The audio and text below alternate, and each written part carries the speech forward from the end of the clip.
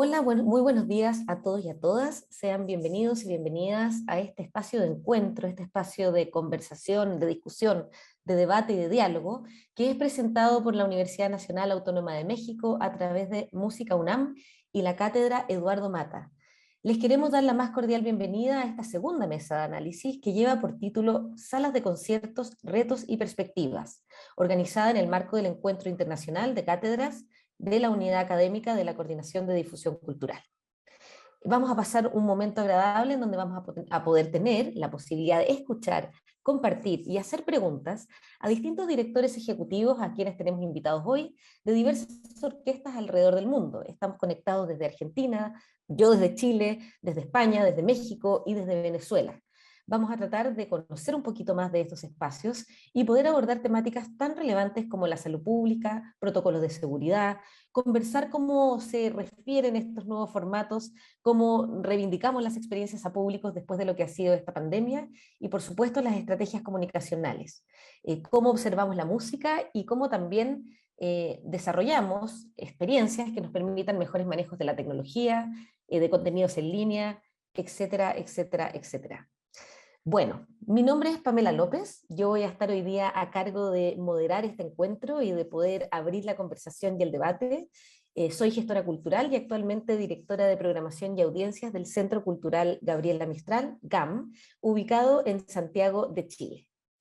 Y sin más ni más, y para que podamos comenzar a avanzar en esta dinámica, en donde vamos a ir presentando a nuestros diversos panelistas e invitados, para que cada quien nos haga una pequeña introducción o presentación respecto a sus espacios, para luego pasar a una conversación, quiero presentar a quien va a ser nuestro primer invitado expositor.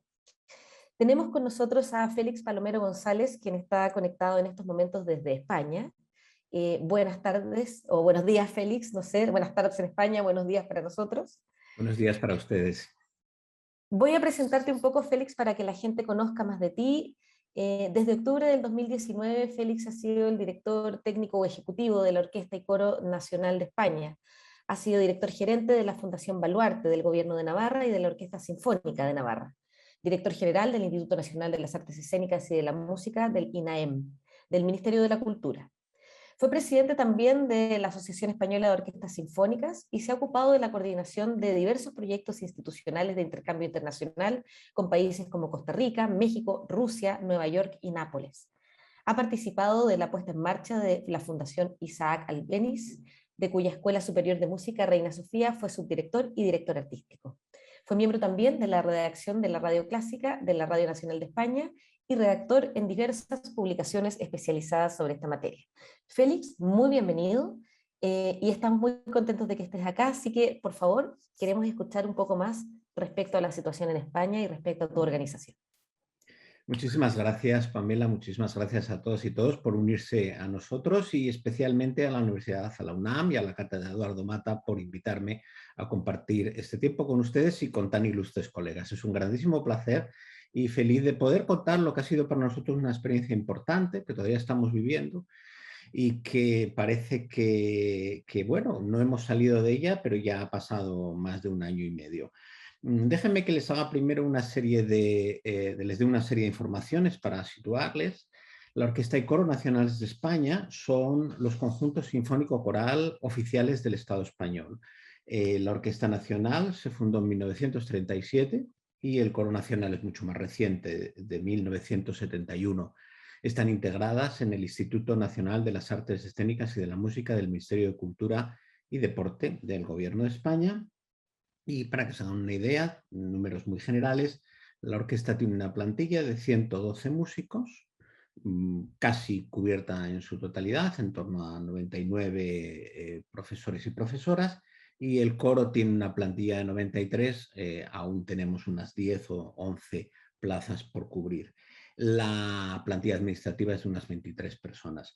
La Orquesta de Coro Nacionales de España desarrollaron una temporada permanente de conciertos en el Auditorio Nacional de Música de Madrid. El Auditorio Nacional de Música es una sala que pertenece también al Ministerio de Cultura, nos acoge a nosotros, allí damos nuestros conciertos, pero también tiene promotores privados y otras instituciones públicas que programan allí. Esto lo digo porque tiene la importancia de saber que finalmente allí se convive con mucha más actividad. No es una sala únicamente destinada a la Orquesta de Coronaciones de España a efectos de actividad.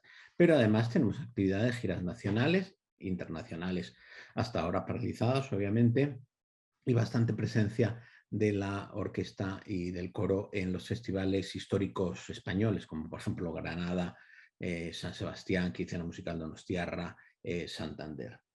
Y bueno, estoy seguro de que todos tenemos muchas cosas que compartir y muchas experiencias coincidentes. Es decir, estamos todos en una situación parecida o igual, de una manera o de otra, con unos parámetros u otros, pero concurrentes en cuanto a las circunstancias.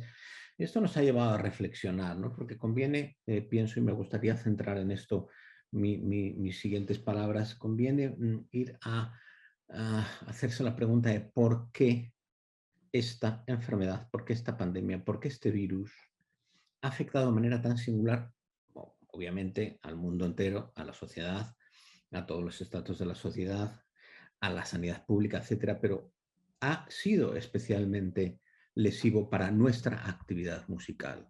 ¿Por qué? Porque ha ido a tres de los fundamentos de nuestra esencia de nuestro trabajo. En primer lugar, el trabajo en colectividad. Nosotros hacemos música juntos y justamente ahora lo que nos piden es que apliquemos distancia social. Y además hacemos actividades que son aparentemente tóxicas en una situación pandémica, como emitir aerosoles en el canto o en la interpretación de instrumentos de viento. Por lo tanto, primera piedra angular que se debilita con la pandemia, el trabajo en colectividad. En segundo lugar, otra línea fundamental de nuestro trabajo que se ve altamente afectada por la pandemia es la relación con el público. Hablaremos, saldrán permanentemente informaciones aquí de nuestra actividad audiovisual, de nuestra actividad de streaming, pero estoy seguro de que son muchos de ustedes los que coinciden conmigo en que no vamos, no debemos, nunca renunciaremos a nuestro trabajo con el público en vivo, que entre otras cosas aporta acústicas naturales, acústicas reales, es decir, nuestro trabajo en relación con el público es el trabajo en vivo. Podemos sustituir, complementar o lo que sea. Y la convivencia con el público también se ha visto afectada, máxime cuando estamos hablando de recintos cerrados. Trabajo en colectividad, por lo tanto, afectado, relación con el público afectada y finalmente, otra de las cosas que caracteriza de nuestro trabajo que es la movilidad y el intercambio. Artistas que van y vienen, grupos que van y vienen, movilidad de orquestas, presentación de orquestas, otro elemento que ha estado extraordinariamente, que aún está extraordinariamente afectado. ¿Qué hemos hecho en la Orquesta de Coro Nacionales de España para intentar paliar estos aspectos? ¿Qué estamos haciendo? ¿Cómo afrontamos el inmediato futuro? En primer lugar, he de decirles que entre el 8 de marzo, que fue nuestro último concepto, 8 de marzo de 2020, y el 21 de junio de ese mismo año, de 2020, en el que estuvimos en España en concreto, tuvimos 2 meses largos de estado de alarma que nos impedía salir a la calle, salvo para cuestiones fundamentales. Durante ese tiempo se estuvieron realizando vídeos desde casa de profesoras de la orquesta y del coro también, haciendo presentaciones, y creamos un canal en YouTube que íbamos poniendo ese tipo de grabaciones. Recuperamos viejas grabaciones hasta donde pudimos hacerlo por razones de derechos, tanto de derechos de propiedad del máster como de derechos editoriales, que un momento que ni siquiera las editoriales te contestaban a la hora de facilitarte los derechos, para ampliar también los contenidos audiovisuales en red. Y esto desembocó en una actividad en streaming el 21 de junio que ya hicimos desde el Auditorio Nacional con grupos pequeños, pero también desde otros teatros del Ministerio de Cultura, con ocasión del Día de la Música, y que fue el pistoletazo de salida de la nueva actividad. Pero obviamente cuando de verdad hemos recuperado la actividad en su completo, fue ahora hace un año, en septiembre de 2020, con el retorno de la temporada 2021. Les recuerdo, para los amigos americanos, que nosotros aquí hacemos la temporada en la Europa continental en el periodo otoño, primavera, verano, es decir, de septiembre, octubre hasta mayo, junio, cada cual de una manera, pero se presentan las temporadas en ese periodo de 9 meses. Ahora estamos iniciando nuestra temporada 21-22.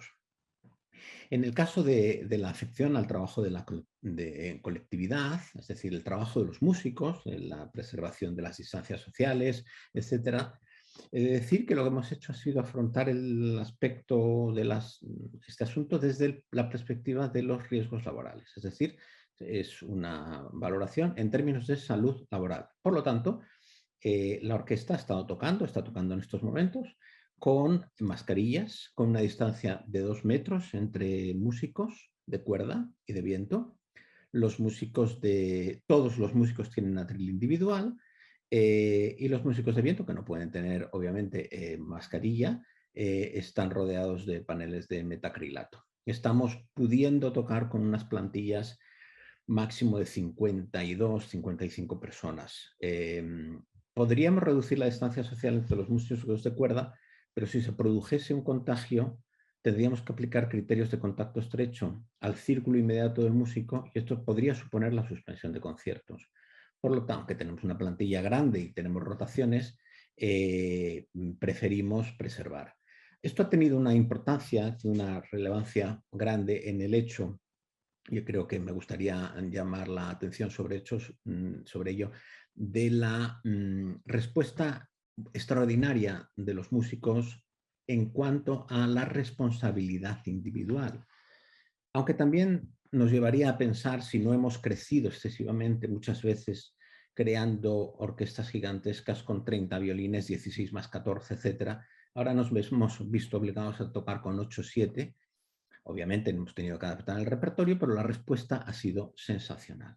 Sensacional desde el punto de vista artístico, porque estamos hablando de 8 primeros violines, cada uno en su atril, que ni siquiera tienen que le pase la página, con una altísima responsabilidad. Y he de decir que esa ha sido una de las grandes alegrías que nos hemos llevado al empezar a tocar. Nos ha ayudado a la acústica de las salas. Fíjense, en el caso del coro, nosotros hemos estado trabajando con coros más reducidos, con coros nunca más de 80 personas, utilizando la disposición espacial que tenemos en el Auditorio Nacional de Música, que es un sistema tipo Filarmónica de Berlín, con gradas adicionales para coros en obras especiales, como octava de Mahler, en las partes traseras y laterales, y los cantantes del coro están cantando a una distancia de 2 metros o más de 2 metros y todos ellos con mascarilla, lo cual a priori parecía un disparate, pero probamos acústicamente y ha funcionado. ¿Son las condiciones ideales para trabajar? No, no lo son, no lo son.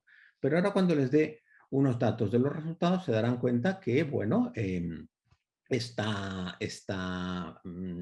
digamos, este reforzamiento de las medidas de seguridad que podían ir en contra de la calidad artística no solamente no ha ocurrido, sino que además nos ha permitido mantener tanto la calidad, pero sobre todo la actividad durante tiempo prolongado sin incidencias.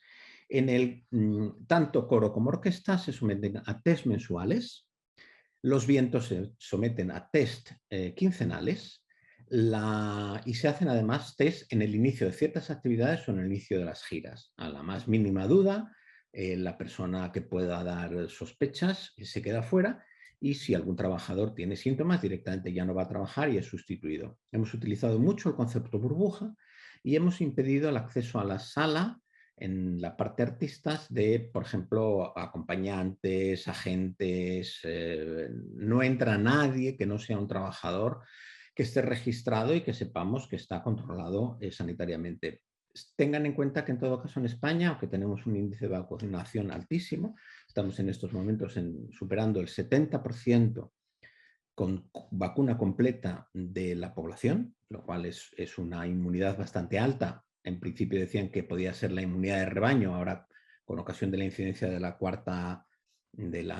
quinta ola y de la variante Delta, se habla de que hay que llegar a un 90%, pero en cualquier caso tengan en cuenta que a pesar de esta profusión de test y de vacunas, etcétera, en España no podemos exigir ni obligatoriedad ni de una cosa ni de la otra, ni de test ni de nada, ni podemos exigir al público ni a nadie que nos demuestre si está vacunado o no lo está. No ha habido, en alguna comunidad autónoma han intentado poner un sistema de control de acceso a los restaurantes con certificado digital y la justicia lo ha paralizado porque no hay derecho.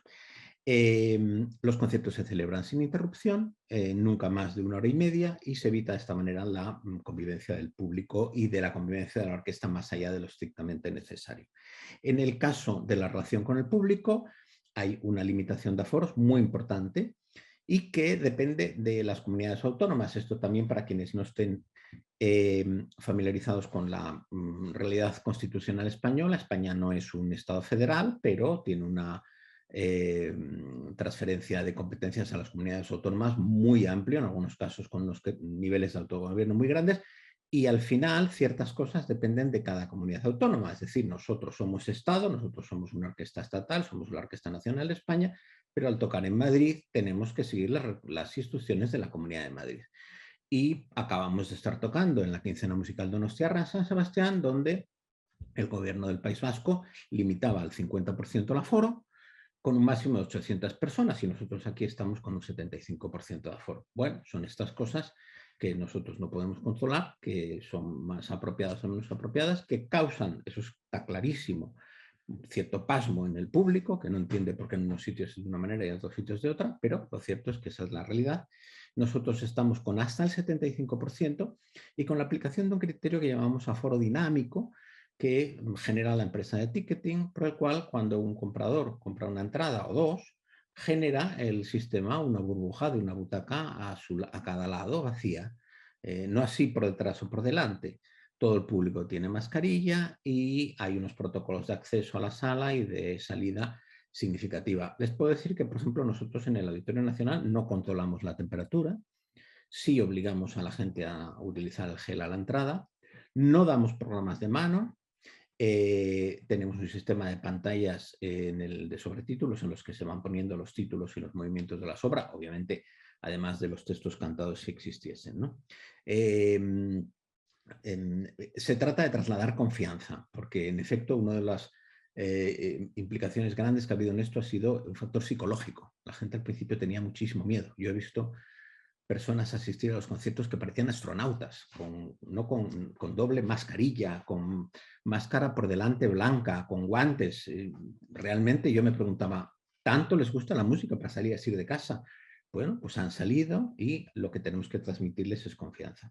En el caso de en el caso de las giras, aplicamos también criterios muy estrictos y estamos saliendo de gira. Algunas cosas se han suspendido, dependiendo de la ciudad a la que íbamos a asistir. Pero déjenme que les dé algunas cifras rápidamente para que vean lo que hemos podido conseguir en este tiempo. Desde septiembre del 2020, un año entero, hemos podido ofrecer 111 conciertos, la mayor parte de ellos de música sinfónica, algunos conciertos de cámara, y hemos llegado a 71.000 espectadores en Madrid, 71.000 espectadores.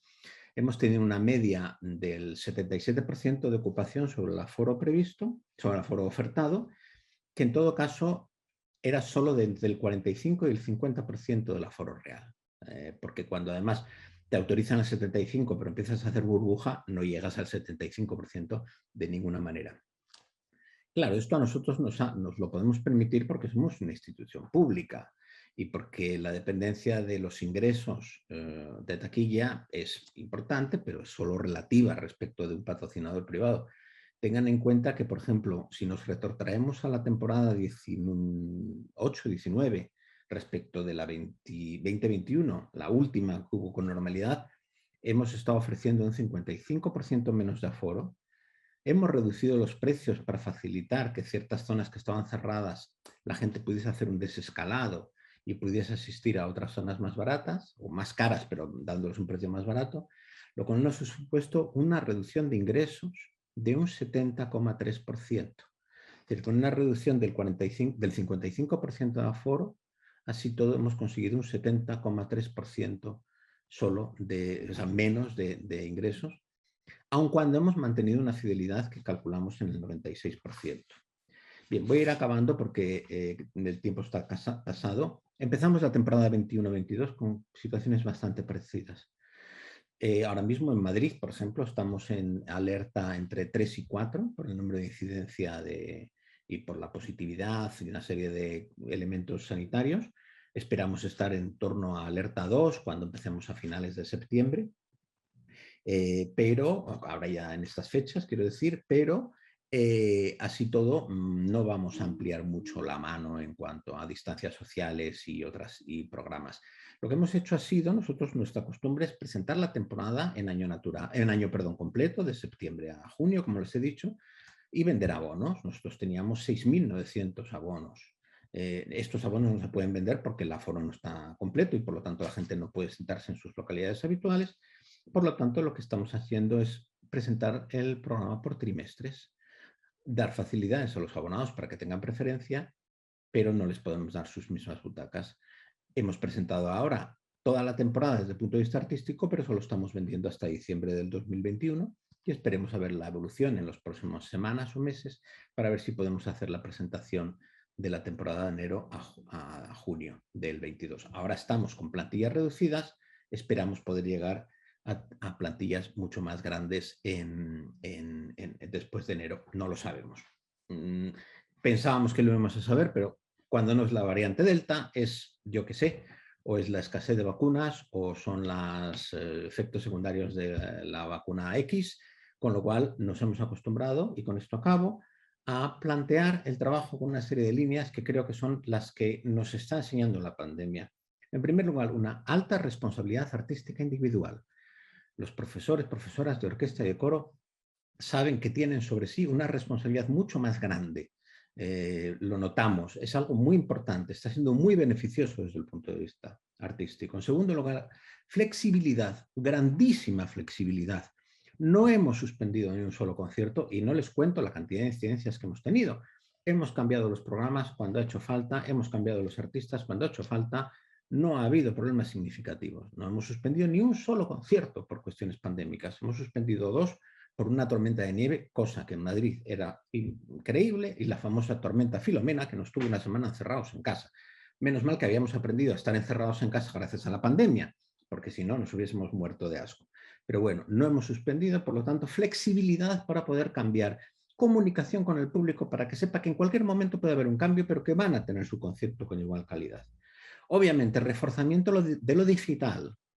Estamos haciendo inversiones para tener un palco digital, un escenario digital, pero nunca queremos sustituir nuestros contenidos presenciales con contenidos digitales. Y vamos a seguir entendiendo lo digital como un apoyo, pero no como una sustitución. Eso lo tenemos muy claro.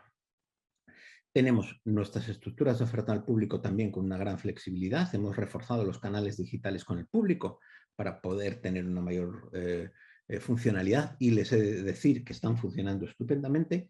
Y finalmente, trasladar confianza. Esta es una pandemia que, además de las tremendas problemas sanitarios, tiene una influencia psicológica muy grande. Ustedes lo saben de sobra, que hay muchísima gente muy afectada desde el punto de vista psicológico. Tenemos que trabajar en darles confianza y en darles música y en darles arte y darles teatro permanentemente y con gran calidad. Los teatros y los auditorios se llenan y no hay contagios, Por lo tanto, este es el gran mensaje, a pesar de aquellas cosas que decíamos al principio: trabajo en colectividad, relación con el público y movilidad.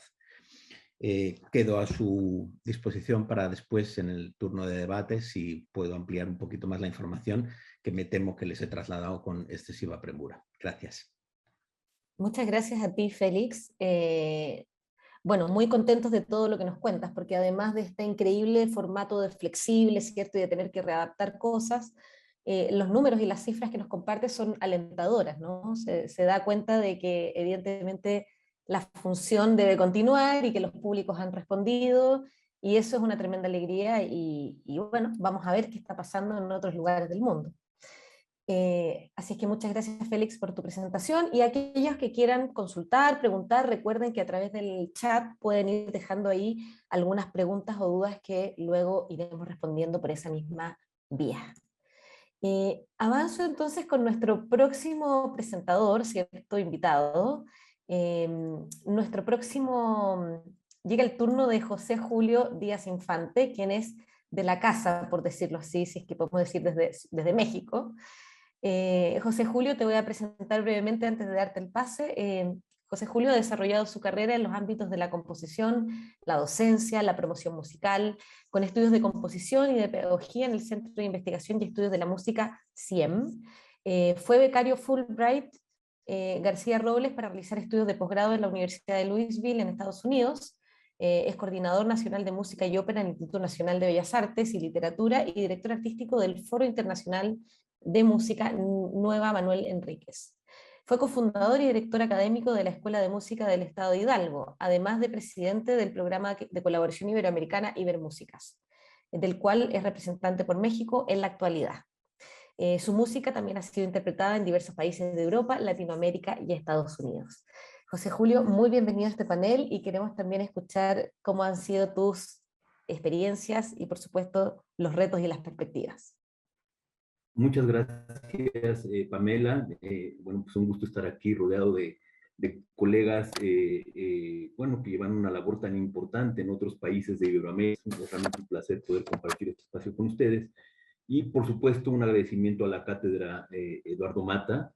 Como bien mencionas, bueno, pues sí, aunque no soy de la UNAM, pero me siento de casa, ¿no? Es una institución con la cual colaboramos mucho, desde el Instituto Nacional de Bellas Artes y Literatura, que es parte de la Secretaría de Cultura, ¿no? Es la institución que, bueno, este año está cumpliendo 75 años el instituto.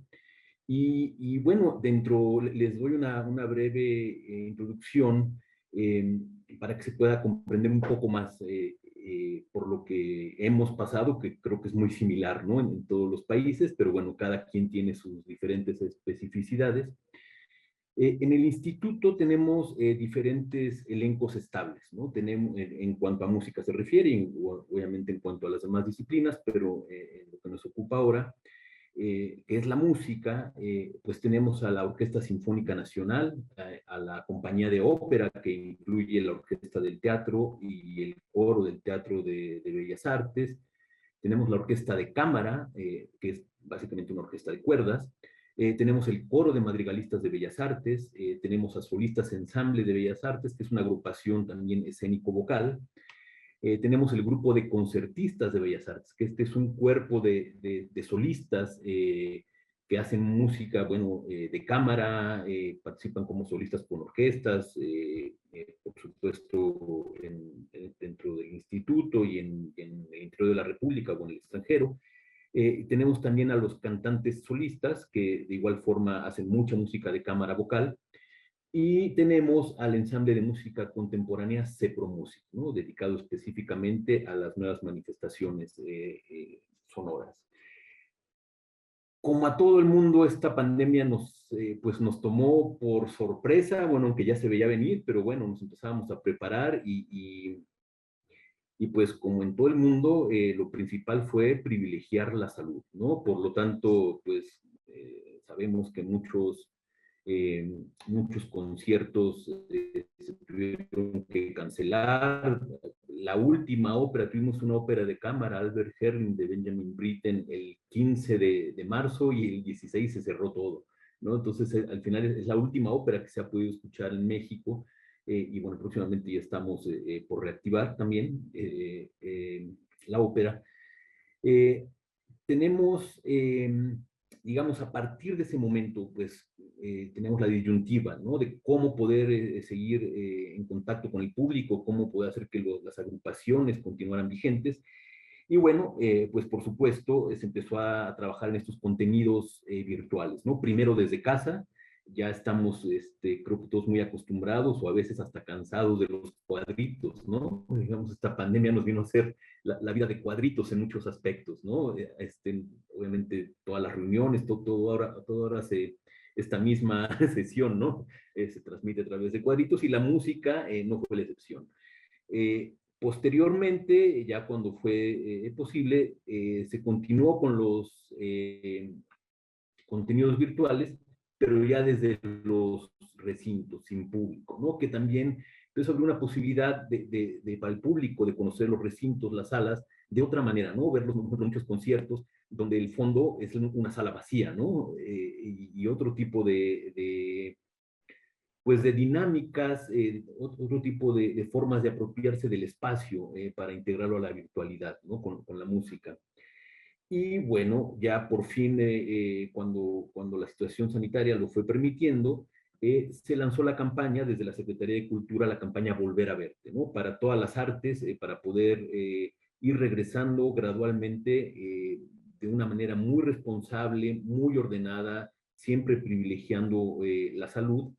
Eh, y bueno, la música, como en muchos lugares del mundo, fue la última en regresar a los escenarios, ¿no? Ya comentaba Félix, digamos, esta pues, cualidad de la emisión de aerosoles que tiene, pues, sobre todo la música vocal, la música de instrumentos de aliento.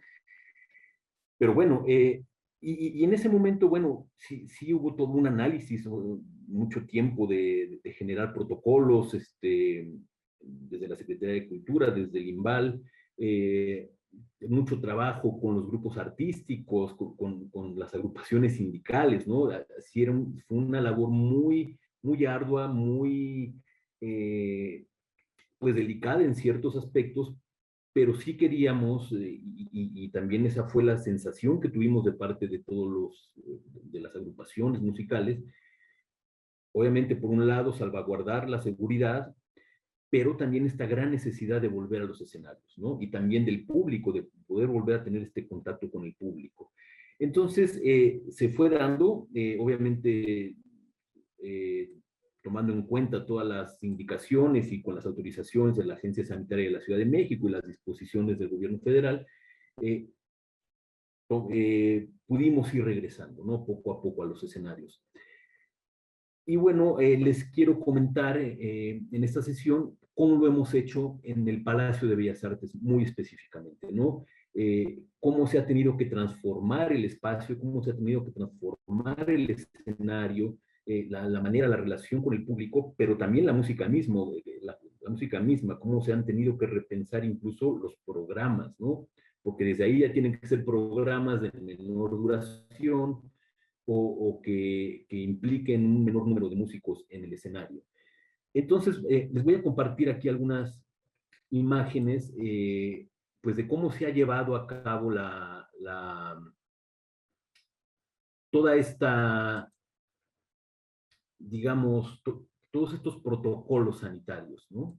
En principio, pues tenemos cuidar al público, ¿no? Eso es muy importante, que el público se sienta seguro, que sepa que no está poniéndose en riesgo al asistir al Palacio de Bellas Artes. Se aplica un filtro sanitario, ¿no? Toma de temperatura, digamos, todo lo ya que es protocolario en muchos lugares públicos. Hay también un protocolo de la Ciudad de México, donde hay un código QR en el que uno se registra y ahí queda una base de datos, y después si uno sale positivo, ahí puede avisar, entonces ya hay una red donde hay un control de casos, ¿no? Muy, muy puntual. Entonces también es importante para poder accesar. Eh, Obviamente la sala se sanitiza antes y después de cada función, también en los ensayos, bueno, en los ensayos no las salas, sino el escenario, pero bueno, sí es muy importante, ¿no? También hicimos una campaña muy, hacia el público, ¿no? Que supiera que está llegando a este lugar seguro. Y bueno, el escenario, por supuesto, ¿no? Siempre, si se fijan, ahí están apenas terminando un concierto y ya se está sanitizando, ¿no? Inmediatamente. También pues el backstage, camerinos, vamos, toda esta parte que nos da seguridad, ¿no? Para el regreso. Por supuesto, los aforos son reducidos, ¿no? Ahí podríamos decir que esa es una sala llena, ¿no? En el Palacio.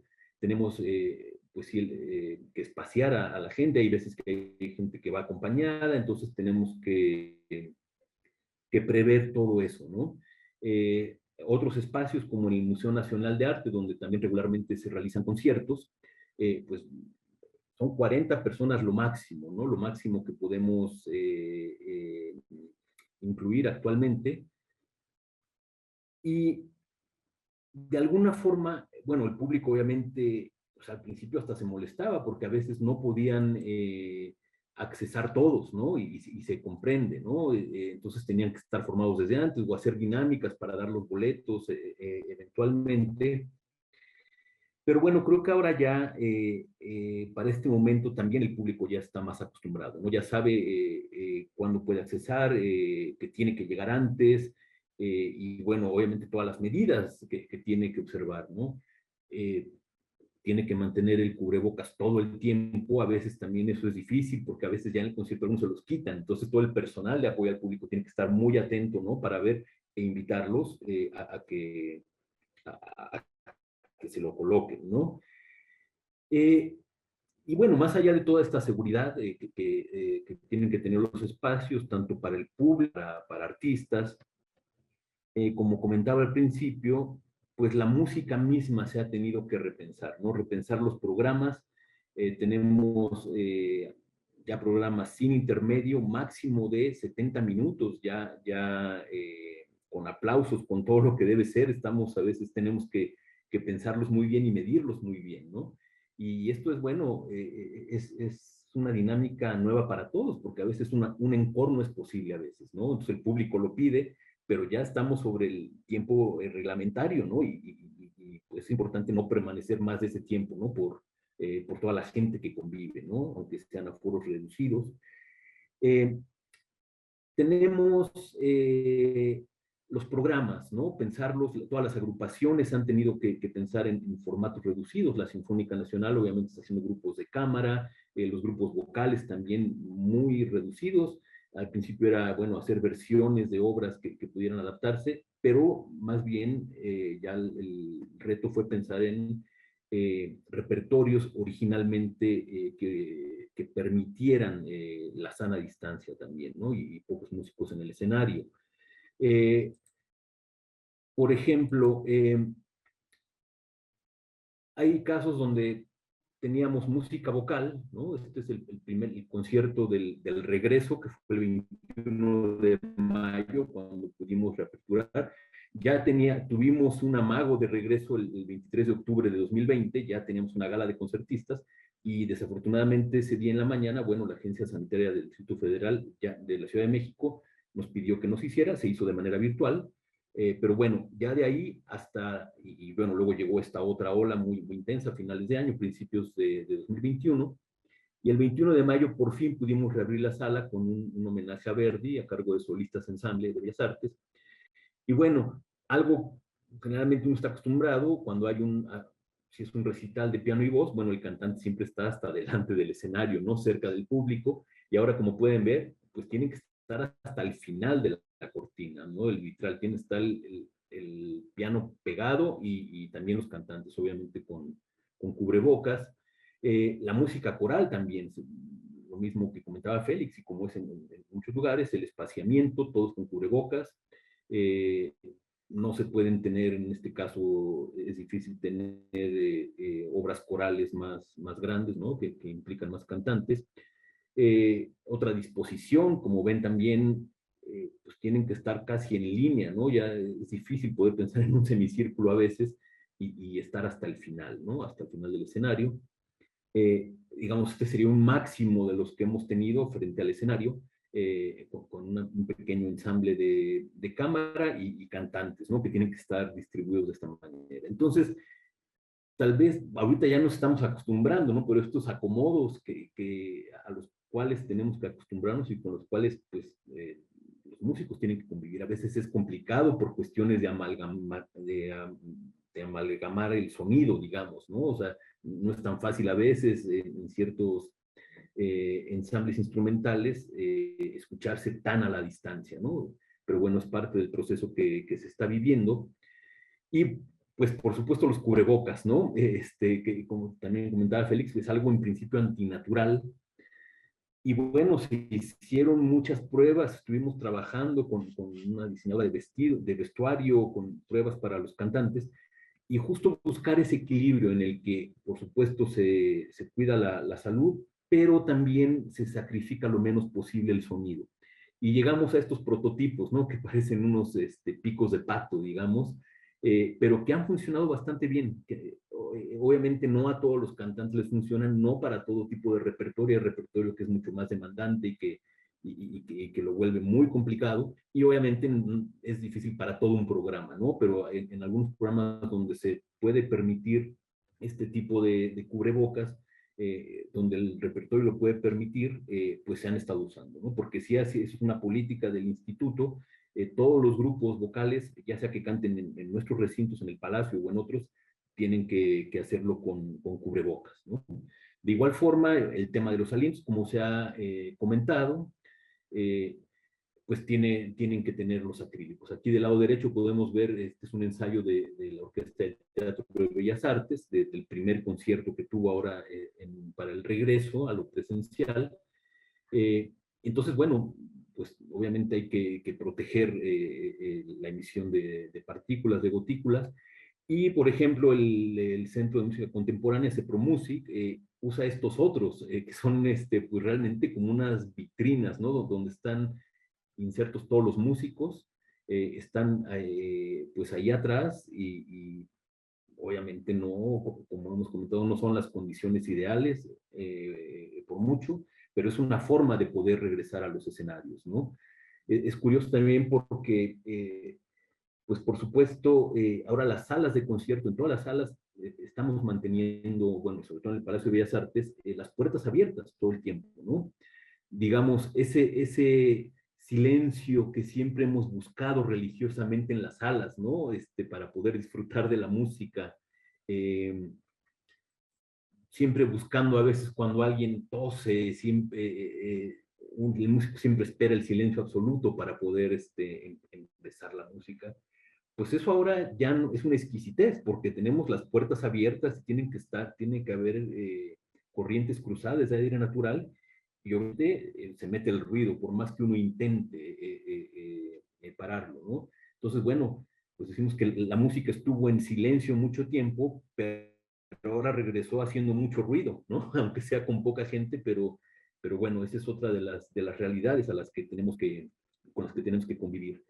Y por último, quisiera comentar también la manera en que hemos pues buscado redefinir lo que es un escenario, ¿no? Hemos buscado otros espacios dentro del mismo palacio, ¿no? Que el Palacio de Bellas Artes, que,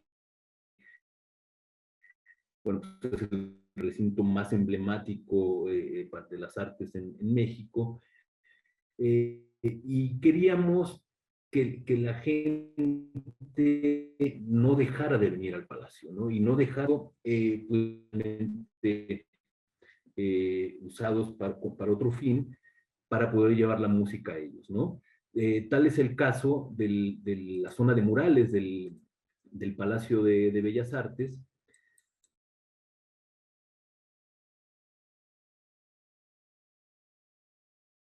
José, creo que te muteaste. José Julio, creo que silenciaste tu micrófono. Si lo Sí, puedes volver a perdón, encender.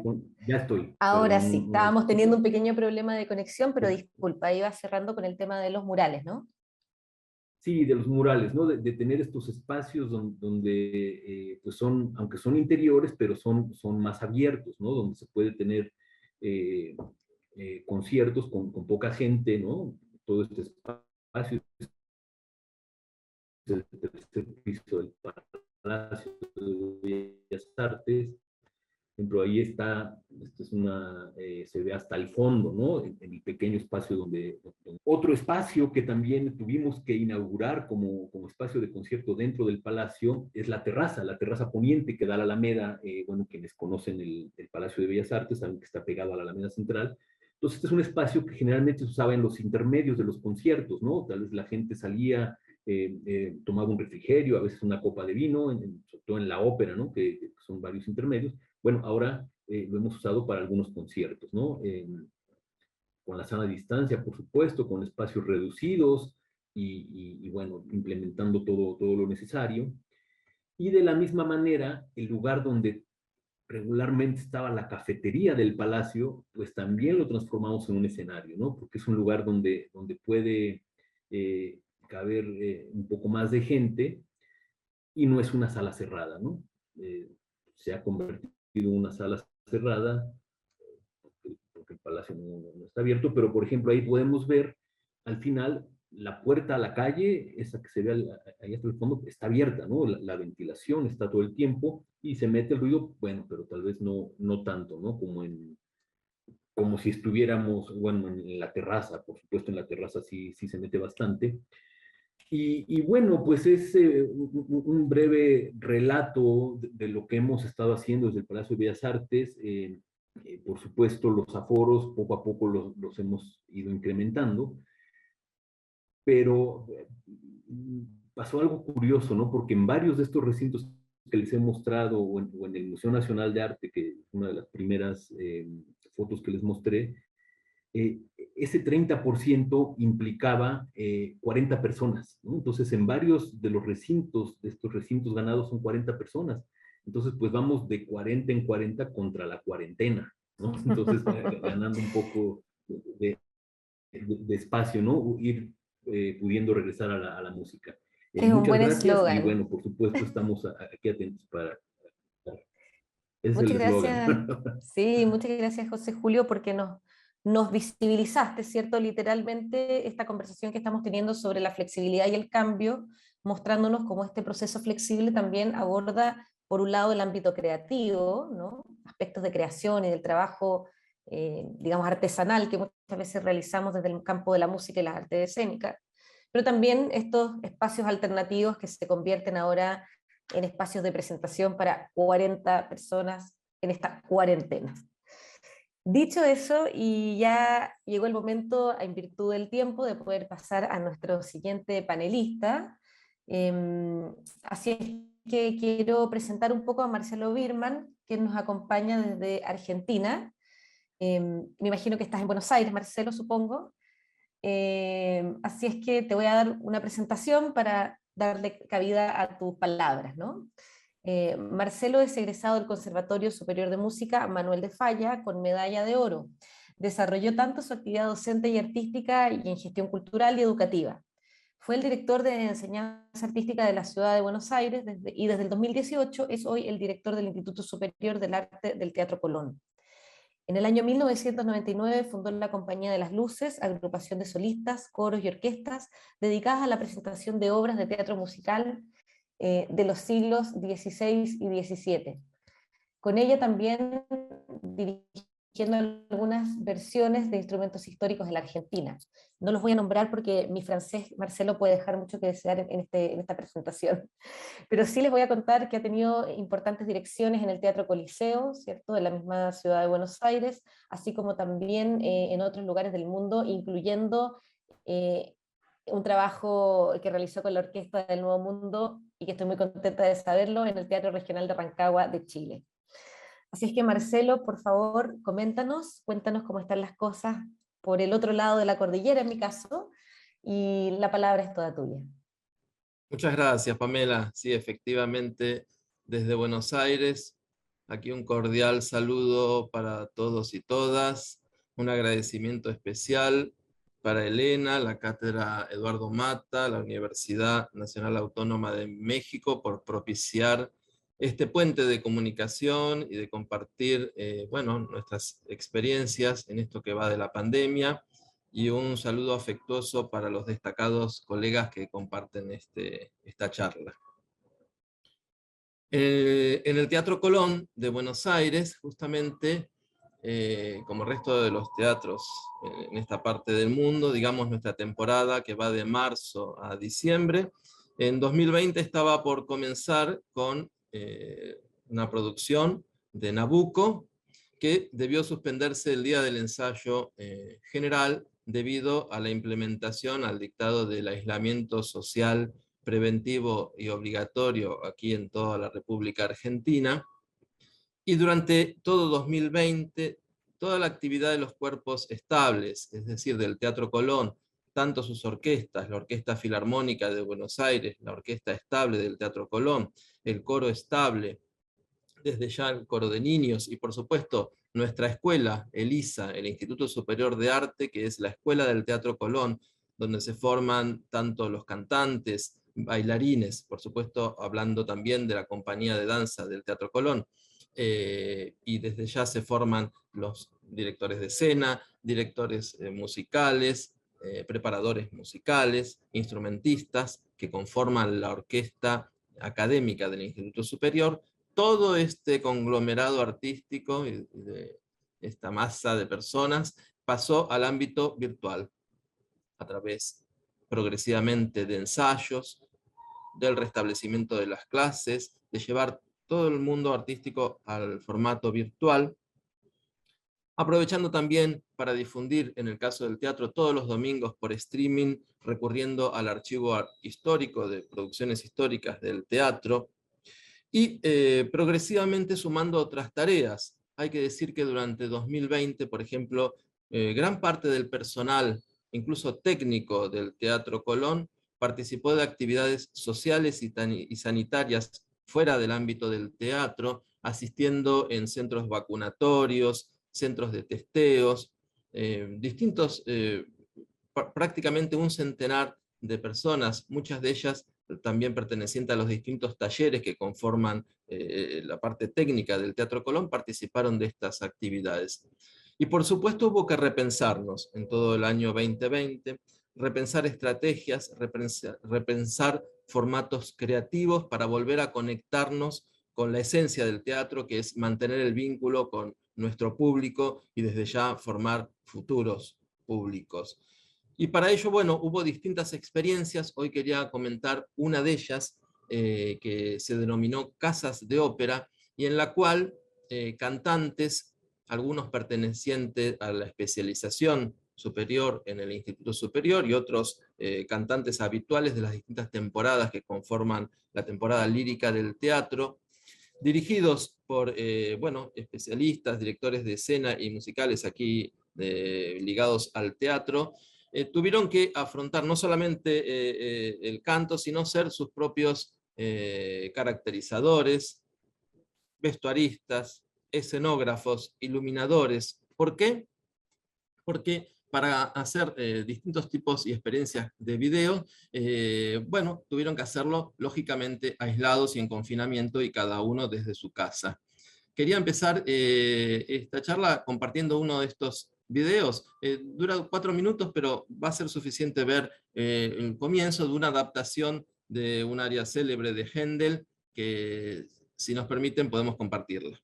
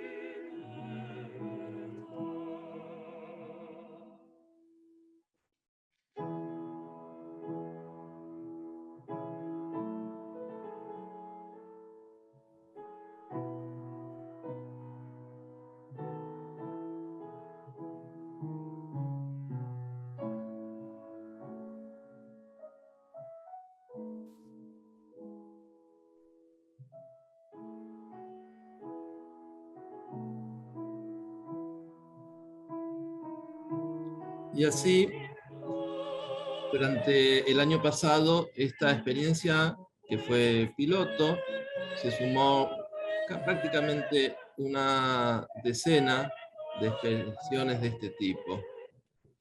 Gracias por compartir este primer video. Y este año 2021, al cumplirse un año desde que se dictó el primer confinamiento, en marzo de 2021, y coincidiendo con la conmemoración del centenario de nada menos que de Astor Piazzolla, de quien en marzo se cumplió 100 años de su nacimiento, el Teatro Colón volvió a abrir sus puertas en forma presencial, y lo hizo justamente con un festival Piazzolla, donde, bueno, por supuesto el tango y todo el repertorio académico y sinfónico de compositor argentino tuvo protagonismo en 8 funciones, que se dieron con un aforo ya del 30% del teatro. El teatro cuenta con casi 2.500 localidades sentadas y suma unas 500 de pie, por lo cual el comienzo de la temporada musical se dio justamente, como digo, con aproximadamente un 30%, desde ya que muchas de las especificaciones del protocolo coinciden con lo que los colegas previos han comentado. Por supuesto, el distanciamiento en el teatro se ha retornado con un testeo semanal o quincenal, de acuerdo a si pertenecen a las orquestas, a la compañía de danza, o en este también son cantantes. Para cada uno de ellos hay una particularidad en el protocolo, y desde ya en los ensayos. A partir de entonces también se realizaron 10 conciertos, o mejor dicho, 6 conciertos de la Orquesta Filarmónica de Buenos Aires y la Orquesta Estable del Teatro Colón, y precisamente esta semana retorna el ballet con un programa también centrado en la figura de Astor Piazzolla. A su vez, la temporada lírica retomó en el teatro, recurriendo al origen del teatro musical, y para ello la dirección artística del teatro pensó en la figura de Claudio Monteverdi, justamente que coincide su producción con la apertura de lo que es el teatro público, allá en la Venecia de comienzos del siglo XVII.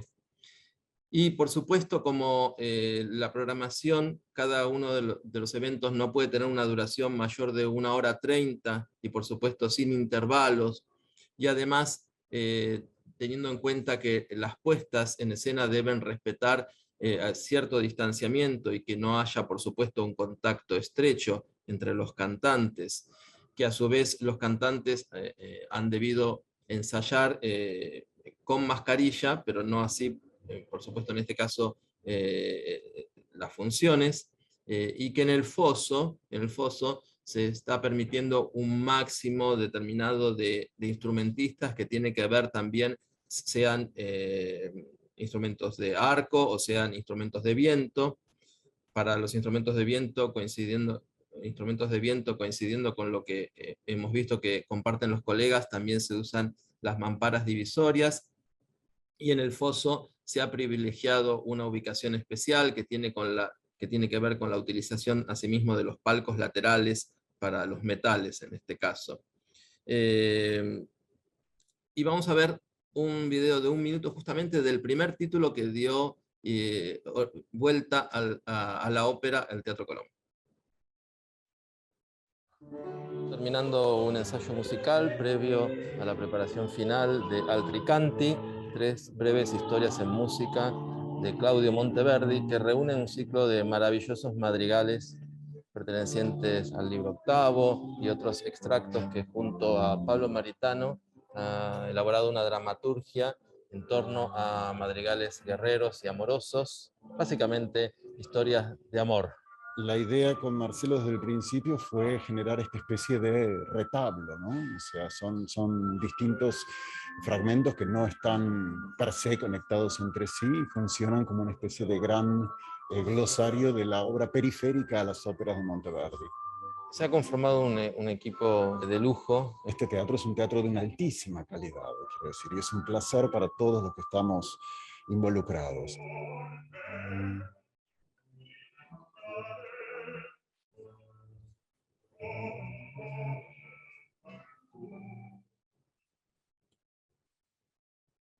Estos ensayos, o mejor dicho, los protocolos que vinimos adoptando en el comienzo de la presencialidad, se han fortalecido, nos han demostrado que hacer teatro musical es seguro. La producción que acabamos de ver se llevó a cabo en 4 funciones, donde no hubo un solo contagio. Realmente es la muestra cabal de que la ópera, el teatro musical, la música sinfónica puede hacerse en un marco de seguridad y puede programarse teniendo los recaudos correspondientes. Por supuesto que también el desafío es no solo restablecer nuestro público habitual, sino llegar a otro público, ¿sí? A un público joven que el formato virtual nos ha permitido quizás traspasar una frontera que el ámbito presencial, y en este caso del Teatro Colón, quizás para un público más joven era un límite en algunos casos, y el poder llevar ópera en formato virtual nos ha permitido llegar justamente a atravesar esa frontera. Y hoy por hoy ese es un gran desafío para nosotros, incorporar a los jóvenes, incorporar a otros públicos vinculados a veces al teatro de prosa, pero no al teatro musical, otro público vinculado a expresiones musicales más de vanguardia o contemporáneas, pero no asiduas a la ópera o al repertorio sinfónico más tradicional. Y creo que este desafío que hemos vivido en este último año conlleva también estas posibilidades de mejora, digamos, y de realmente poder sumar nuevos públicos. Voy a dejar con un último video que ha sido justamente otro gran hito, que es, como todos sabemos, la industria cultural ha sido muy golpeada, fue muy vulnerable en todo este año y medio de pandemia. Por supuesto que no tanto los elencos estables que pertenecen a una estructura, en este caso como un teatro público perteneciente a la ciudad de Buenos Aires, pero sí el sector cultural más independiente, o el sector, llámese, de cantantes que son convocados puntualmente para distintas producciones, ha sido el más golpeado, y es el que vive este reencuentro con el público, este volver al escenario, volver a escuchar a sus colegas par a par, realmente con la fuerza y con la convicción de que tenemos que seguir en este camino, y tiene que hacerse desde el teatro público, desde todos aquellos que conformamos la cultura del teatro musical, todo lo posible para seguir adelante y demostrar que puede hacerse en un marco de seguridad y programarse ya para los próximos meses o para la próxima temporada con la seguridad de que esto sea así. Vemos este último video y agradecerles, bueno, también a todos por poder compartir esta experiencia. Volver a estar en el escenario del Teatro Colón es una felicidad enorme, un placer inexplicable. Una de las cosas fantásticas que tiene este regreso es justamente poder estar en el escenario con el público. Esta propuesta artística en realidad no es una ópera, sino que es la reunión de varios madrigales amorosos y guerreros de Claudio Monteverdi. Es siempre un trabajo en equipo, porque en los madrigales justamente lo que se necesita es la absoluta concertación, es escuchar al colega con el que estás cantando. Quiero invitarlos, vengan al teatro. Ojalá puedan venir todos a ver Altricanti.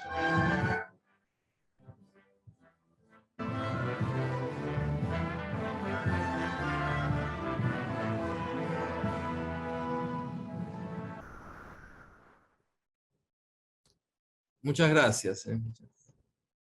Muchas gracias, Marcelo. Y qué importante también, vamos a abrir después una conversación respecto a los públicos y respecto a las estrategias de cómo podemos lograr cautivar o mantener, ¿cierto?, a estos públicos nuevos que tal vez se generaron con estas estrategias digitales. Como dicen en inglés, last but not least, vale decir último, pero al final, pero no último, ¿no? Nos queda un exponente más de nuestro primer círculo, ¿cierto?, de presentaciones. Esta vez estamos con Eduardo José Méndez Lozada. Eduardo, bienvenido. Entiendo que estás en Venezuela, ¿no? Así es que muy contentos de poder estar teniendo esta conversación desde distintos puntos cardinales del globo. Eduardo, te voy a presentar para después pasar a tu charla. Eduardo desde el año 2008 es director ejecutivo de la Fundación Musical Simón Bolívar, es violinista también formado en la metodología del sistema. Tras 12 años de trabajo al lado del maestro José Antonio Abreu, se ha hecho acreedor de una vasta experiencia profesional que le ha valido para impulsar y promover las políticas de inclusión, igualdad y solidaridad, bases ineludibles en el trabajo social que promueve el sistema. Ha participado en innovadoras propuestas de creación y promoción de políticas públicas, recaudación de fondos, coordinación de proyectos de infraestructura para salas de concierto de la última generación, planificación y coordinación de giras nacionales e internacionales con diversas orquestas y ensambles musicales en distintos circuitos, niveles de promoción y difusión bajo la metodología del sistema, entre otros. Eduardo, bienvenido y dejo la palabra para que puedas comentarnos un poco más sobre cómo ha sido la experiencia en Venezuela y en particular en tu trabajo. Bueno, muchas gracias por esta oportunidad. Agradezco a mis colegas, a mis compañeros que están acá también, a Pamela, por supuesto, por esta amable presentación. Y en especial quiero dar un agradecimiento a la cátedra Eduardo Mata. Eduardo Mata fue para el sistema de orquesta y sigue siendo, por supuesto, una figura muy importante para nosotros. Un maestro que fue el director de la Orquesta Sinfónica Simón Bolívar durante muchos años y que dejó pues en nuestro país y en nuestra institución un legado muy importante. Así que muy orgulloso de estar acá y gracias de nuevo por esta invitación. En cuanto a la situación de Venezuela y el sistema de orquestas en particular en relación a todos estos hechos de la pandemia, todo lo que ha venido ocurriendo en estos últimos tiempos, pues debo decirles que en nuestro caso es bien complejo, pues no solamente manejamos un espacio, sino esto es un sistema mucho más complejo que abarca todo el país. Y en consecuencia, pues la consecuencia también ha sido mayor en todos estos ámbitos, ¿no? Pero también las oportunidades son mayores en relación a esto. Tenemos una breve, les voy a dar una pequeña breve reseña de lo que es el sistema de orquesta, una organización social que tiene por objeto el acceso de la música, dar acceso de la música a través de la práctica colectiva en los formatos orquestales y corales. Y fue fundada por el maestro José Antonio Abreu en el año 1975.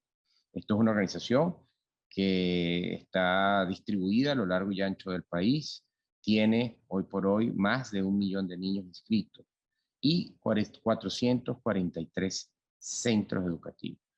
El sistema de orquestas, además de ser una institución formativa, es una institución que se dedica a la parte artística con el más alto nivel posible de la música que se pueda lograr y encontrar en todos y cada uno de los niños y músicos que forman parte de este sistema.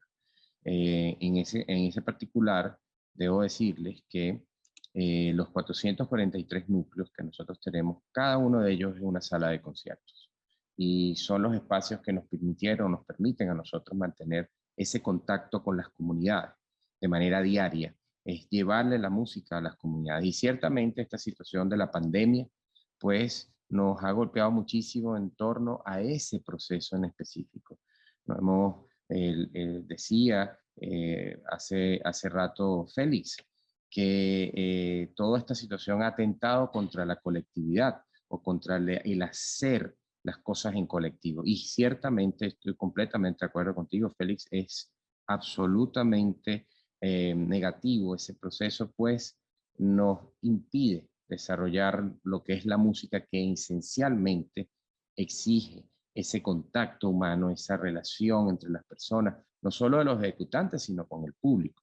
Y eso es algo que a nosotros también, sin duda, nos ha afectado, no solo en nuestra sala principal de conciertos, sino en todo lo que abarca el país. Lo que tiene que ver con el inicio de la pandemia, coincido con ustedes, el 13 de marzo fue la fecha para nosotros, la fatídica fecha en la cual tuvimos que cerrar la sala de conciertos.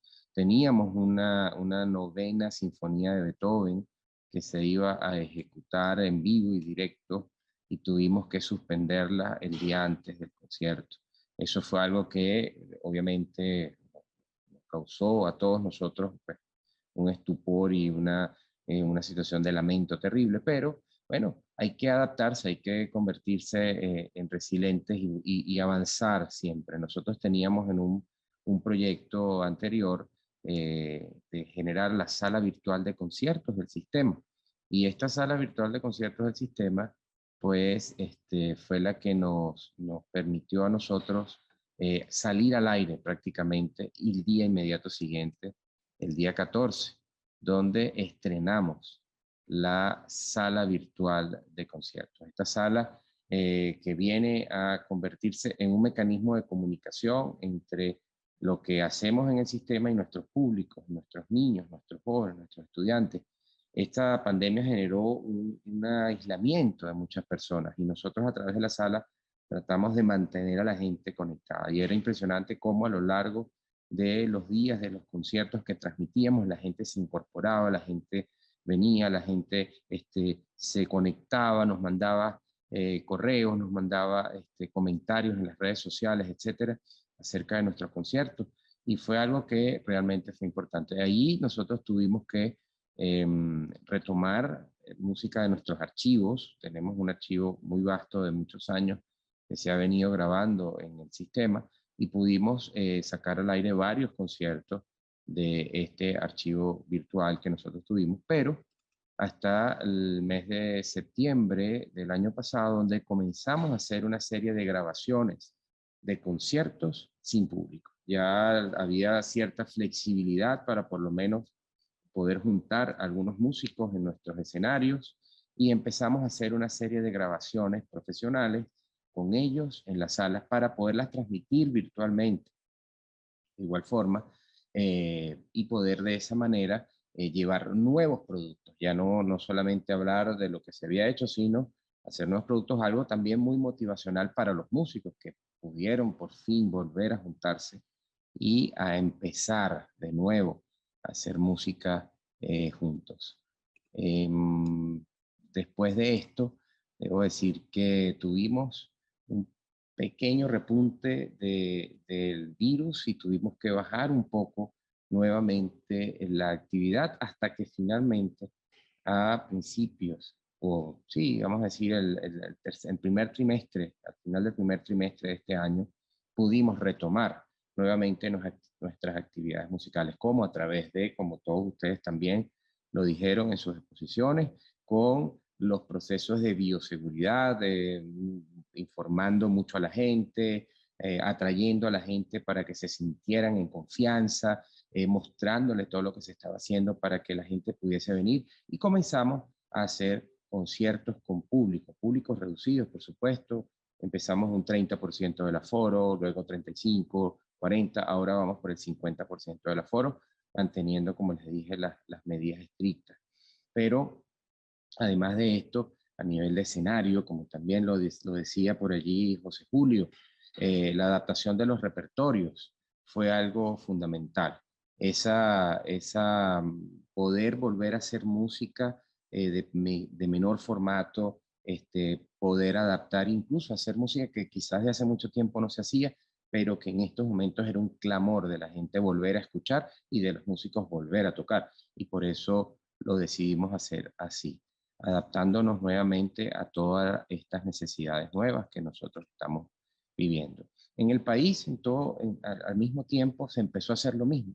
Empezamos a hacer actividades al aire libre, en plazas, en los mismos núcleos, en sus áreas destinadas para conciertos con pequeño formato, grupos, ensambles de menor de menor tamaño para que pudiesen convivir en un mismo escenario. Empezamos a hacer conciertos, incluso hicimos hasta unos conciertos completamente abiertos a la gente sin ningún tipo digamos, de resguardo, eran completamente al aire libre, exclusivamente para poder retomar la actividad y mostrarle a la gente en estos espacios en todo el país cómo era esa posibilidad de retomar las actividades y por supuesto, como les digo, mucha información acerca de las medidas de bioseguridad y de la importancia que era para los niños y los jóvenes también ser escuchados, para nuestras orquestas, para nuestros coros, ser escuchados y poder de alguna manera sentirse que estaban trabajando y que estaban haciendo. Lo que hace el sistema de alguna manera, además de su proceso formativo, cuando produce sus conciertos, es un servicio público. Y en estos momentos, todo esto que nosotros venimos haciendo hacia la gente también es muy motivacional, muy motivador. Yo pienso que mucha gente que estaba, las personas un poco mayores en edad, que estaban un poco encerrados en sus casas, etcétera, etcétera, a través de estos mecanismos virtuales que les mencioné, de la sala virtual, y a través de todos estos microconciertos que empezamos a hacer en distintos espacios al aire libre, se sintieron muy tomados en cuenta. Y eso es algo que para nosotros pues es fundamental, pues es parte de la esencia de lo que nosotros trabajamos en el sistema. Todo lo que se dio acá tuvo la necesidad también dentro del, aunque yo sé que no es el tema en específico, pero de la parte académica, también se desarrolló de manera virtual. Tuvimos la entrega de equipos de tecnología para que los niños y los jóvenes en sus casas se pudiesen conectar para ver los conciertos y también para recibir las clases, ya que en virtud de que las clases presenciales pues no se pueden hacer, tuvimos entonces que adaptarnos a esto y generar los protocolos a través de lo que son el Google Classroom y distintas aplicaciones que empezamos a utilizar para poder realizar las clases. No solo de nuestros maestros en Venezuela hacia Venezuela, sino que esto sirvió como una oportunidad para que muchos maestros internacionales de los distintos conservatorios importantes del mundo que tienen relación con el sistema se abocaran a enseñar por la vía virtual usando esta misma plataforma de Zoom, por ejemplo, y dando la clase atendiendo a los profesores y a los jóvenes más avanzados de educación en el sistema y pudiendo aprovechar de esta manera ese encierro en la parte de formación, en la parte de la práctica, en la parte del estudio. Por supuesto, bueno, además está decirles, como todos mis compañeros los dijeron, un proceso de desinfección permanente y constante, un proceso de vacunación que se hizo a todos los músicos, a los cantantes, a toda la plantilla del personal que labora en nuestros espacios, para de alguna manera generar mayor confianza y poder de esta forma también apoyar que la gente pueda retornar con esa seguridad y con esa tranquilidad a ver conciertos y a seguir apoyando a nuestros músicos. Desde mayo del 2020 digamos, se hizo en esta vida de la nueva normalidad, como les decía, empezamos pues a hacer todo, desde el 2021.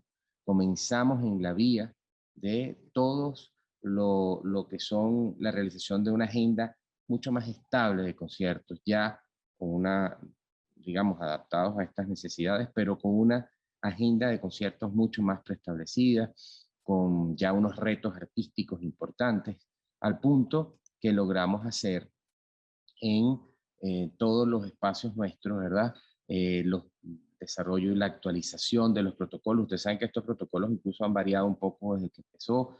Bueno, la adaptación a todos los últimos avances en materia de bioseguridad, de desinfección, se reactivaron las taquillas, se reactivaron la venta de boletos, la gente empezó a acudir masivamente a comprar los boletos, pues por supuesto el mantener todos los espacios siempre muy limpios, muy ventilados, bueno, para generar estas características de seguridad y sobre todo de confianza, ¿verdad? Y esto, por supuesto, a nosotros nos ha llenado de mucho orgullo, pues la respuesta que hemos recibido de la gente ha sido bastante interesante. En junio de este año, por ejemplo, hicimos un concierto gigantesco al aire libre con unos mapping abiertos al público, de manera que la gente pudiera empezar a recibir ese llamado como especie de campaña para que la gente pudiese devolverse al teatro, devolverse a los conciertos y no, sin importar el lugar donde estuviesen, pudiesen recibir ese mensaje para retornar. No es fácil, luego de esta situación que ocurrió, poder hacerlo, pero de alguna manera nosotros tratamos, en la medida de lo posible, de que la gente se sienta tranquila y en confianza. ¿Cuáles son los retos para mí, las perspectivas de todo esto que ha pasado y hacia el futuro, que es lo más importante? ¿Cuál es nuestra proyección? Yo creo que seguir promoviendo la confianza, no solo de nuestros públicos, sino de nuestros aliados, muchos aliados, sponsors, gente que de alguna manera siempre ha estado incluso allí con nosotros, que quizás durante estos tiempos de pandemia, no sé si a ustedes les pasó, pero en muchos lugares sí pasó, que muchos estuvieron un poco confundidos y quizás con la baja también de las operaciones económicas, pues mermó en algunos casos el apoyo económico a ciertas organizaciones.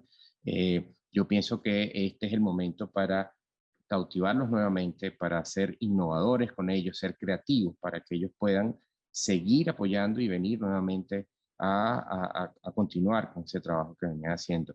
Adaptar los repertorios, ya lo hemos dicho, pero es algo fundamental. Yo creo que incluso es una oportunidad para la creación de nueva música adaptada a esta nueva realidad. La autosostenibilidad financiera tiene que venir dada sin duda de nuevas fuentes. Ya sabemos que las fuentes tradicionales que venían sosteniendo esto, pues si bien es cierto, siguen siendo nuestros principales aliados, tenemos también que empezar a innovar y a buscar nuevas fuentes. Yo pienso que en la virtualidad podemos encontrar algunos aliados allí en esta situación, aunque yo estoy de acuerdo también con lo que nos decía Félix, de que nada supera la presencialidad. Yo estoy de acuerdo completamente, pero sí creo que en la virtualidad podemos tener una oportunidad de por lo menos proyección, de mercadeo, de hacer cosas nuevas para atraer nuevos públicos, nuevos inversionistas, nuevos patrocinantes. Y creo que eso sería algo importante que le podemos agradecer a esto. En todas las cosas negativas siempre hay que buscar una oportunidad. Y yo creo que eso podría ser una de esas oportunidades. Para eso, yo creo que también lo dijo por allí, creo que José Julio lo mencionó, las visitas a los distintos espacios de los teatros, eso es algo que nosotros hemos estado haciendo, trayendo a la gente de los distintos sectores económicos, sociales, las distintas fuerzas vivas, académicos del país, para que se reencuentren un poco con esto, esa campaña de Volver a Verte que decías tú por allá en México, creo que es algo similar, sin el nombre como tal, pero que lo hemos estado haciendo porque creo que es el momento de moverse, es el momento de reactivar a la gente para esto y creo que esos son para nosotros los retos para, en perspectiva, poder llegar no solo a donde veníamos, sino incluso avanzar aún más, tomar esto como un reimpulso para todas las actividades, tanto orquestales, corales, sociales, que hemos tenido. Por ejemplo, una de las cosas que no mencioné, pero que creo que es fundamental, que lo dijo Marcelo. Marcelo dijo que el personal del Teatro Colón había participado en jornadas sociales, que eso había sido algo que había sido completamente nuevo. Bueno, en el caso de nosotros también ha sido así, algo que ha sensibilizado muchísimo a la gente. Y yo creo que esas jornadas de sensibilización, hasta de vacunación, hemos hecho en nuestros espacios.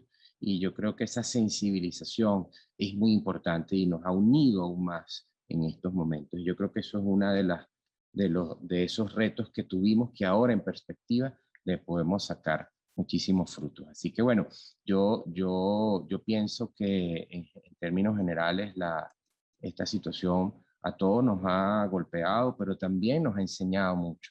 Y este espacio que estamos teniendo acá, como muchos otros que seguramente se abrirán, son fundamentales para intercambiar, para tener ideas entre todos de cómo poder mejorar y también para entender los fenómenos que todos estamos viviendo, porque de ahí yo les confieso, yo he aprendido muchísimo escuchándolo y creo que esa es la línea, poder interactuar, entrelazarnos para poder avanzar siempre hacia el futuro, siempre tomando lo positivo, siempre dejando atrás lo negativo y avanzando hacia lo positivo, viendo las oportunidades que tenemos, estos retos y poder desarrollarnos en perspectiva, como lo dice muy bien el nombre de este encuentro, para poder nosotros avanzar siempre hacia el futuro.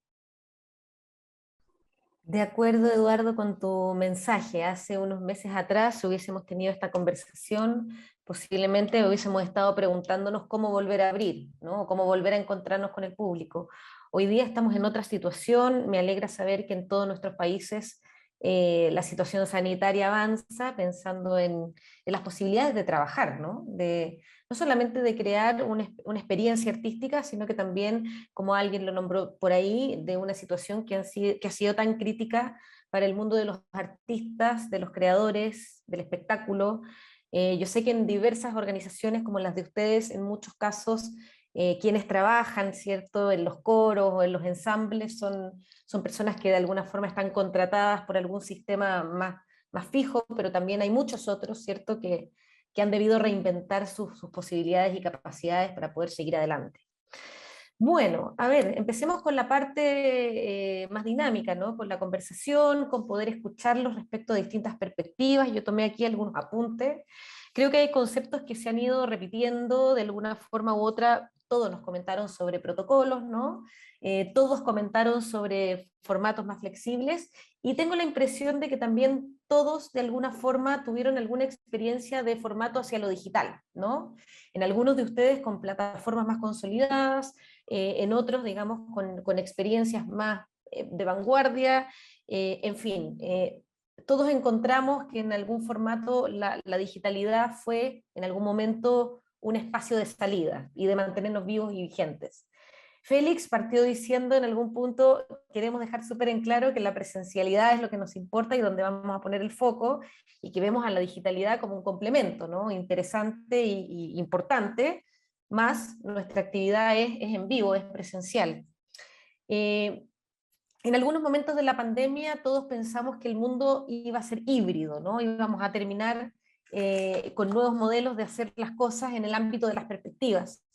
Yo hoy día quiero preguntarles a ustedes dónde nos situamos entonces con estos dos lenguajes, dónde están las perspectivas de trabajo en un momento de apertura, en donde ya estamos funcionando con nuestros espacios, con nuestros espectáculos. ¿Dónde queda ahora la digitalidad? ¿La digitalidad es algo que va en un contexto híbrido? ¿Es algo que queda para el fomento de la estrategia de los nuevos públicos, de las audiencias más jóvenes, como decía Marcelo? Digamos, ¿cuál es la estrategia asociada al formato digital en estos contextos en donde estamos trabajando en un formato presencial y digital? ¿O no? ¿O solamente nos vamos a quedar con el presencial? ¿O qué valor vemos en este contexto en continuar con esas alternativas digitales? No sé, abro la palabra. ¿Quién quiere comenzar? Pueden, si quieren, levantan me indican y yo les voy dando ordenadamente el turno. Marcelo, ¿ok? Marcelo y Félix, vamos. Vamos, Félix, vamos. Adelante, adelante, Félix. Sí, sí. Muchas gracias. Nosotros estamos reforzando muchísimo todo lo que tiene que ver con los contenidos digitales. Al decir reforzar, quiero decir que nosotros no estábamos muy puestos al día en este ámbito. Son de estas cosas que nos pasa a las instituciones grandes, que a veces administrativamente, por muchas razones, tienes más problemas de gestión que una institución pequeña que puede tener más facilidad y más flexibilidad para implementar técnicas. Pero justamente además con las ayudas de la Unión Europea que hay, del Fondo de Resiliencia, que se están empezando a abonar ahora, España ya ha recibido un importante fondo, básicamente obviamente para la iniciativa privada, pero una de las líneas de trabajo fundamentales es digitalización, modernización, puesta a disposición de contenidos digitales para el público. Pero yo, en mi, digamos, posición personal, insisto, sabemos que tenemos que generar más contenidos, pero hay una serie de elementos que me parecen muy importantes. En primer lugar, el modelo conlleva también una cuestión de valor añadido. Veamos, por ejemplo, el modelo que todos nos fijamos, que es el Digital Concert Hall de la Filarmónica de Berlín. Digital Concert Hall es el verdadero escenario virtual sobre contenidos tradicionales. Lo que vemos son conciertos. Eso ya lo hizo Herbert von Karajan con aquellos famosos grabaciones maravillosas que en el fondo eran falsas, eran tomas montadas, pero ya estaba apuntando por ahí. Pero detrás de Digital Concert Hall está Panasonic, está Sony, y hay un proceso de comercialización muy importante. En segundo lugar, hay un elemento que creo que en nuestro mundo es esencial y que muchas veces se olvida, que es todos los derechos que tienen que ver con la propiedad intelectual. Aquí ha habido casos. En España, alguna orquesta puso en YouTube con centenares de miles de oyentes sin cuidar cuestiones relacionadas con el alquiler de materiales o de partituras y cosas por el estilo. Y ese asunto no está aún suficientemente desarrollado y suficientemente resuelto.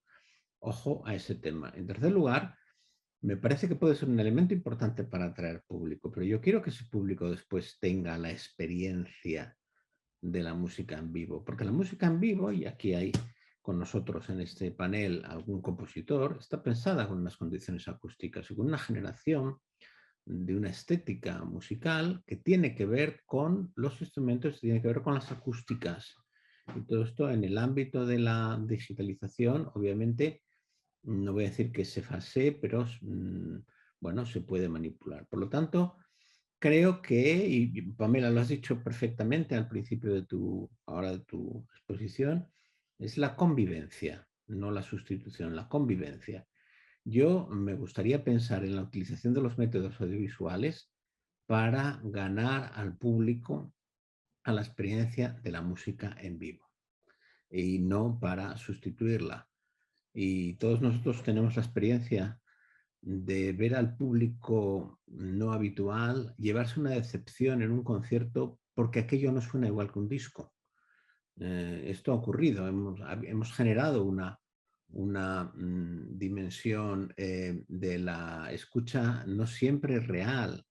Los realizadores de televisión suben la toma del instrumento que enfocan y por lo tanto uno tiene una percepción sobre ese instrumento que no es la que tiene sobre cuando está en público. Por lo tanto, yo me parece que todo esto ha llegado para quedarse, que tenemos que estar preparados, que tenemos que tener contenidos a disposición y contenidos de calidad, pero que nuestro objetivo va a seguir siempre el contacto directo con el público. Es una opinión personal. Bien, Marcelo. Sí, bueno, coincido con Félix.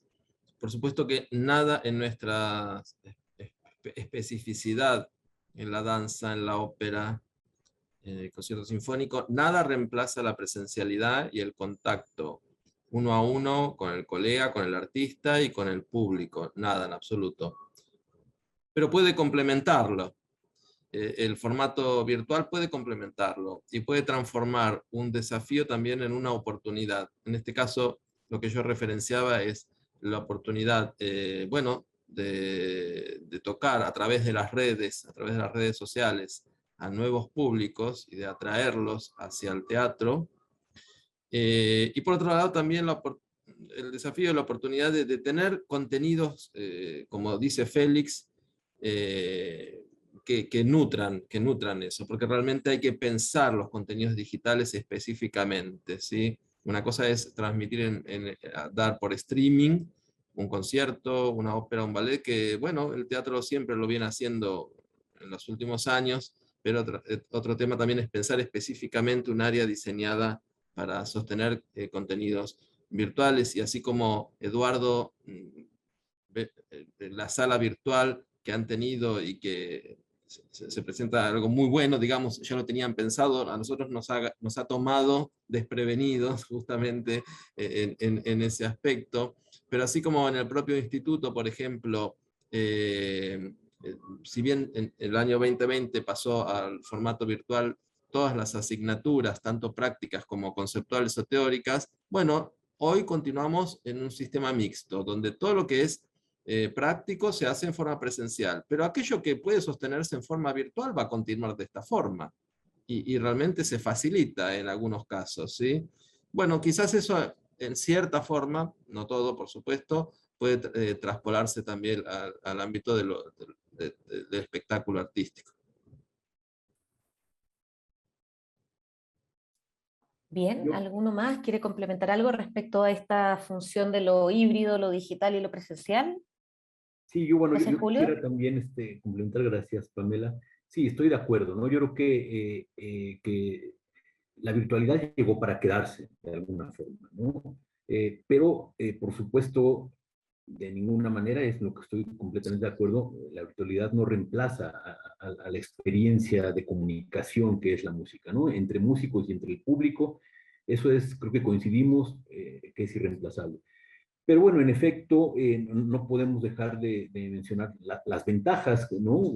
Más allá de todas las desventajas que tiene lo virtual, las ventajas, y creo que una de las principales, como han mencionado mis colegas, es el acercamiento a nuevos públicos, ¿no? Y el alcance que puede tener todos estos materiales, pues a nivel global, ¿no? A través de la red. Entonces, sí estamos, bueno, pues ahorita llegando a un modelo híbrido, donde pues digamos, si tenemos los programas con aforos reducidos, bueno, acceder a grabaciones de mucho mejor calidad para poder transmitirlas, ¿no? De alguna forma, eh, ahí estamos abarcando esas dos partes, ¿no? Se dio el concierto, o sea, tener esos conciertos presenciales y que al mismo tiempo se puedan transmitir virtualmente, ¿no? Ya sea por streaming o más adelante. Pero más allá de eso, creo que también la virtualidad tiene que ir encontrando nuevas formas de producción artística, ¿no? Que desde la concepción de los proyectos se conciban de esa manera. Y en ese sentido quisiera ponerles un ejemplo de un proyecto que se pudo realizar el año pasado en colaboración con el Festival Cervantino y el Centro de Experimentación y Producción de Música Contemporánea, CEPROMúsica, ¿no? Que es, como les comentaba, uno de los elencos estables, bueno, del instituto, ¿no? Que se dedica a la música contemporánea.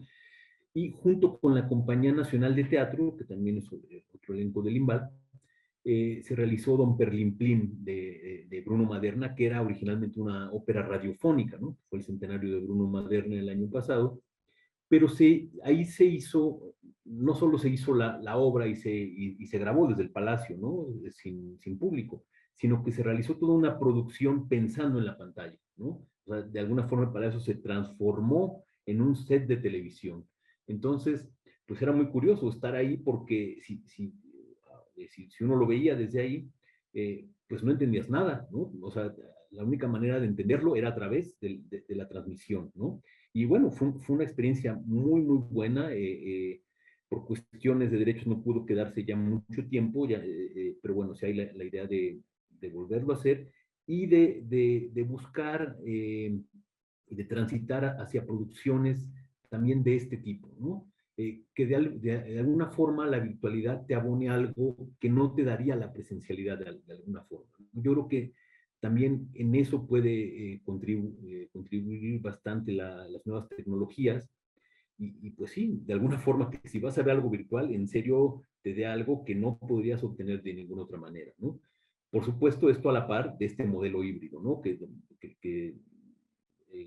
Hay muchas maneras diferentes de hacerlo, pero yo creo que sí tendríamos que repensar, y esto es algo pues, que se tiene que repensar desde los equipos creativos, de los creadores mismos, ¿no? Y que yo creo que sí es algo que nos está dejando la pandemia. Ok, gracias. Eduardo. Mira, yo pienso que el uso de la tecnología, efectivamente, aunque estoy de acuerdo con Félix de que es completamente insustituible la experiencia en vivo. Yo creo que la tecnología nos viene a dar a nosotros acá una ayuda, nos viene a apoyar en un mundo donde la asistencia a los conciertos de música clásica cada vez ha sido más difícil, donde la generación de nuevos públicos o el desarrollo de nuevos públicos es un reto para todos.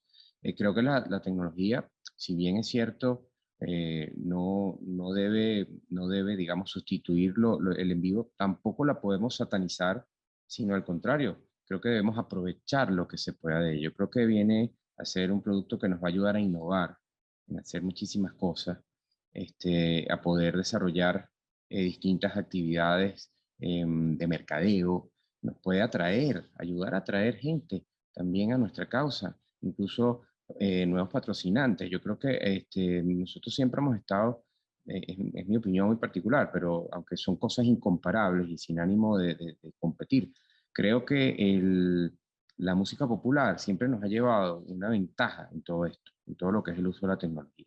Y no quiere decir con esto que se justifica que porque es un tipo de música y el nuestro es mucho más puro o más especial, no tiene nada que ver. Yo creo que todo con buen gusto se puede hacer y yo sí creo en las iniciativas que la tecnología nos pueda brindar en estos momentos y el apoyo y la ayuda que nos pueda brindar en estos momentos.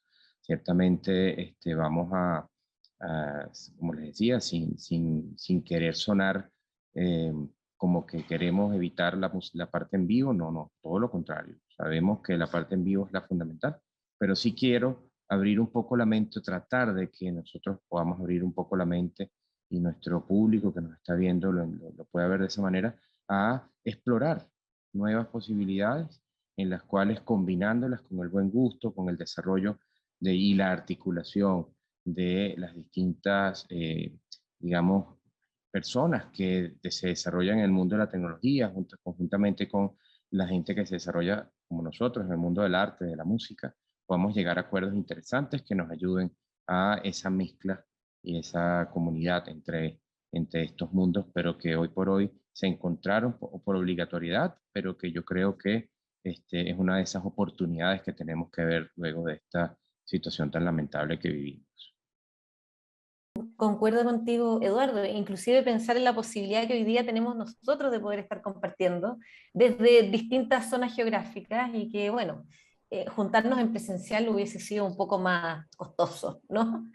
Eh, Quiero pasar a otra pregunta y tal vez aquí, porque hemos hablado mucho de los espacios de la producción artística y de cómo cada una de sus organizaciones ha sabido ser resiliente, ¿cierto?, a este proceso de cambio y a la pandemia.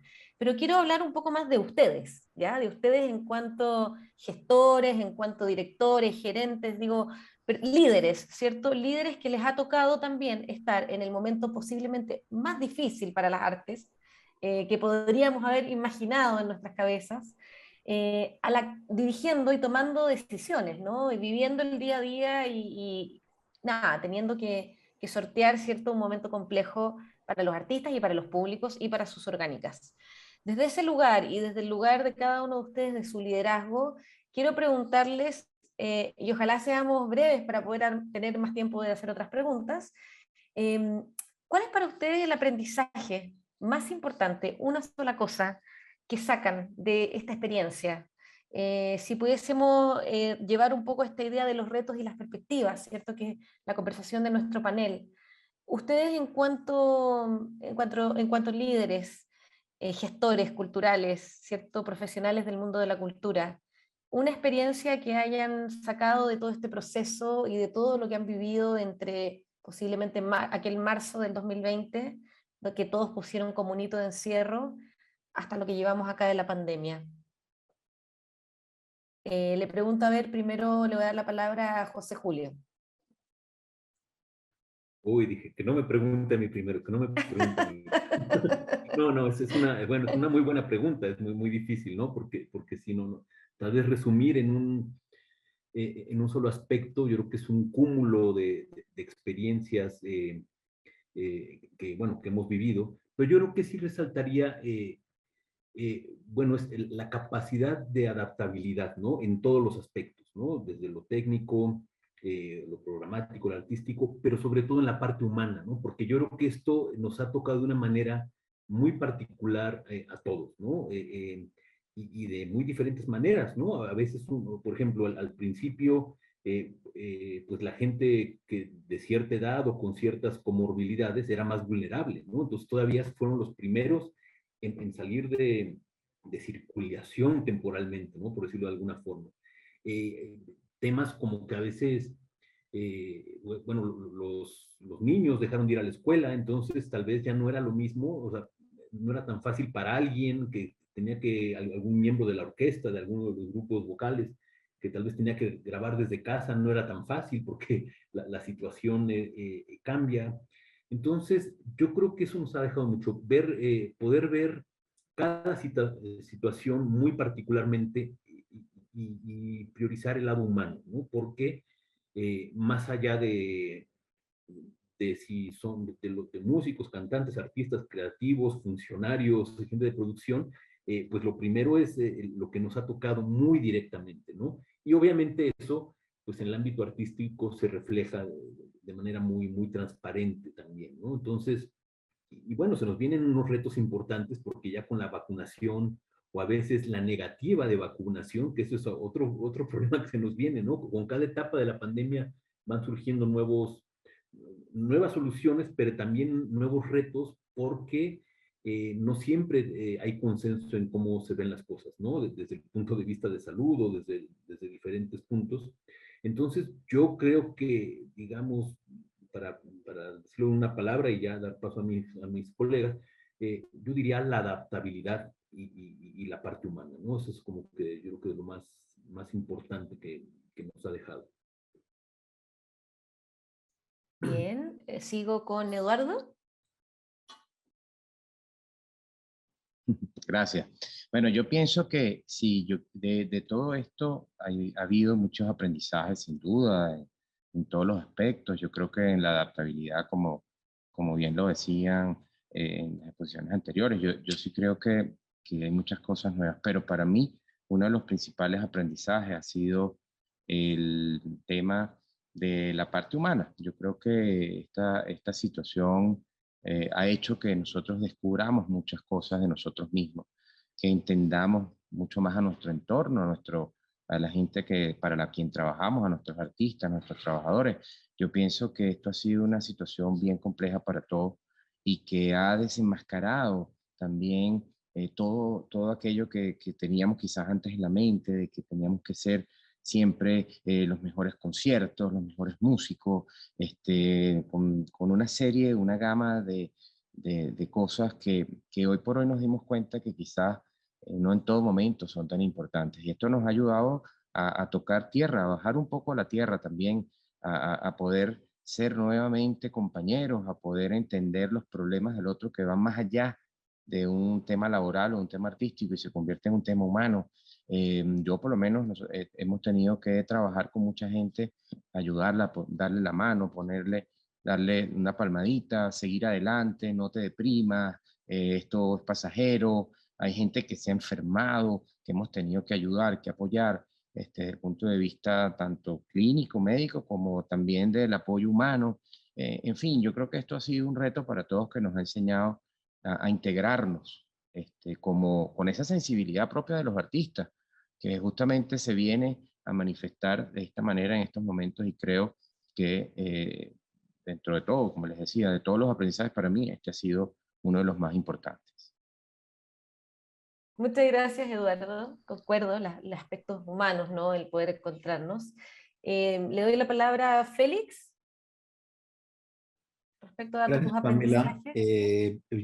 Coincido en esta capacidad de adaptabilidad, este concepto que se utiliza ahora como la resiliencia, ¿no? Poder encontrar lo mejor a ti mismo para salir adelante, pero esto probablemente sea común a todos, pero me gustaría destacar algo, por lo menos que yo he vivido y que seguramente ustedes también puedan compartir porque todos están en una situación parecida, que es la vocación de servicio público. Reforzar la vocación de servicio público.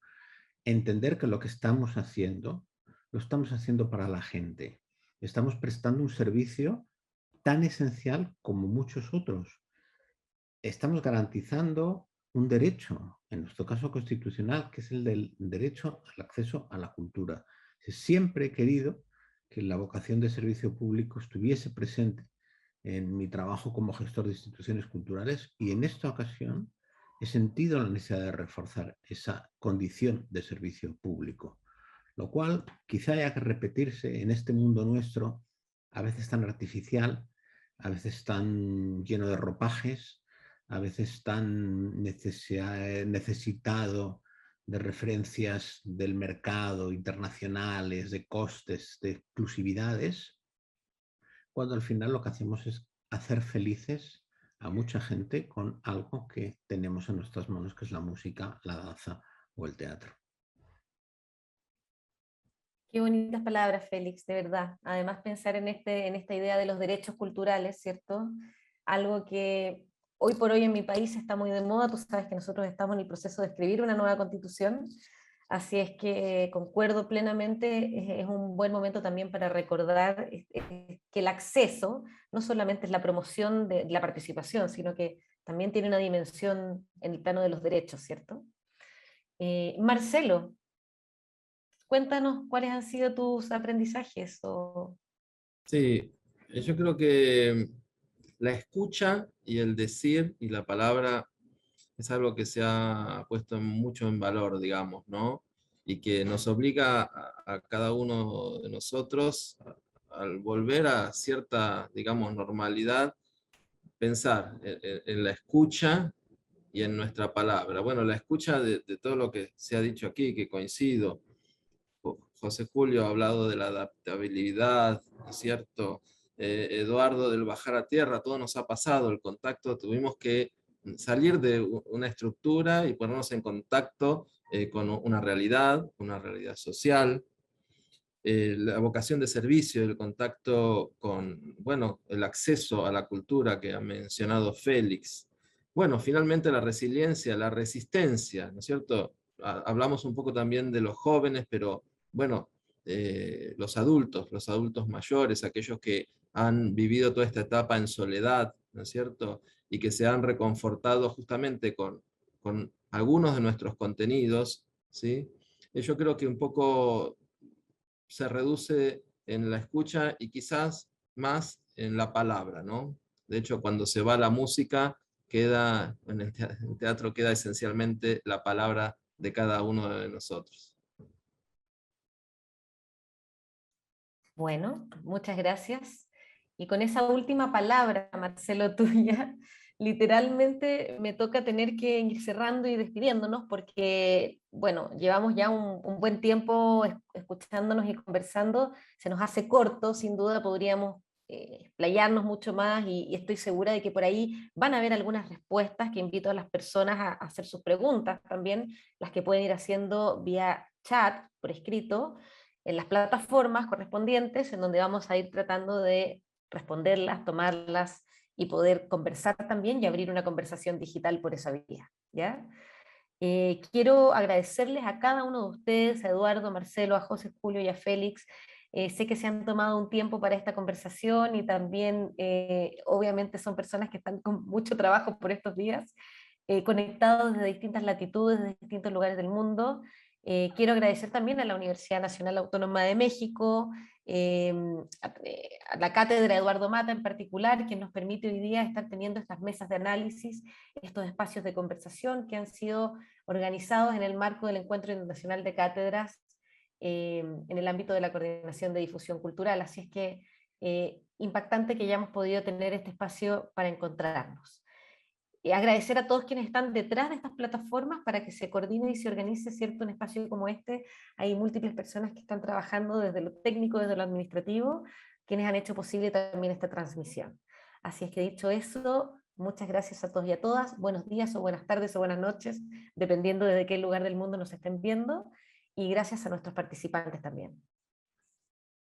Buenos días, hasta pronto. Muchas gracias Pamela. Gracias. Gracias a todos.